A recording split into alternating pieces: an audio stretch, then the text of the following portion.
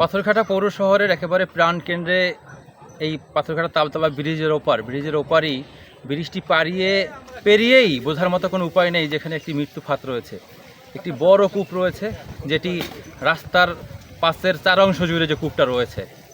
যে কোনো মানুষ, এখানে অসংখ্য মানুষের দুর্ঘটনা ঘটেছে।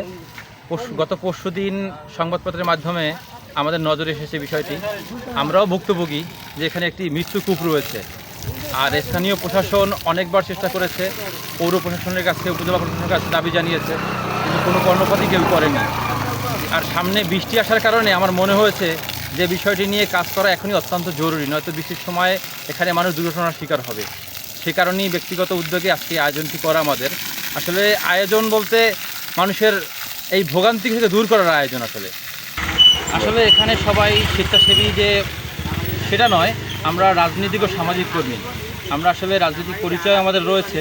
এর পাশাপাশি আমরা মনে করি যে রাজনীতি মানেই হচ্ছে সমাজের দায়বদ্ধতা, সামাজিক কাজকর্মে আত্মনিয়োগ। আমাদের দলের পক্ষ থেকেও বারবার সেই নির্দেশনা দেওয়া হয়েছে যে সামাজিক সমস্যাগুলোর প্রতি সবচেয়ে আমরা গুরুত্ব দেই, এবং সেই গুরুত্বের জায়গা থেকেই আমাদের এই কাজগুলো করা। আপনারা অবশ্যই অবগত যে বিগত 17 বছরের পরে জনগণের ভোটে বিএনপি সরকার ক্ষমতায় এসেছেন, এবং মাত্র কদিন আগে মন্ত্রিপরিষদ গঠিত হয়েছে। আমাদের বরগুনা 2 আসনের সংসদ সদস্য হয়েছেন 4 বারের মতো জনাব আবাদ নজরুল ইসলাম মনি ভাই, এবং তিনি সংসদ নেতা, তিনি চিফ হুইপ। আমরা আশা করি এই 17 বছরের যে ঝামেলা, 17 বছরের যে ব্যবস্থাপনা, সব কিছু আবার পুনরায় ঘুরে দাঁড়াবে। এবং সেই ঘুরে দাঁড়াতে মনি ভাইয়ের স্বপ্ন রয়েছে পাথরঘাটা নিয়ে, পাথরঘাটাকে তিনি তার স্বপ্নের মতো করে সাজাবেন। তিনি যদি চেষ্টা করেন, যদি তার সেই চেষ্টা থাকে, পাথরঘাটা অন্যরকমভাবে সাজবে, আমরা আশা করি সেটা, এবং সেই চেষ্টা তার রয়েছে, স্বপ্নও তার রয়েছে।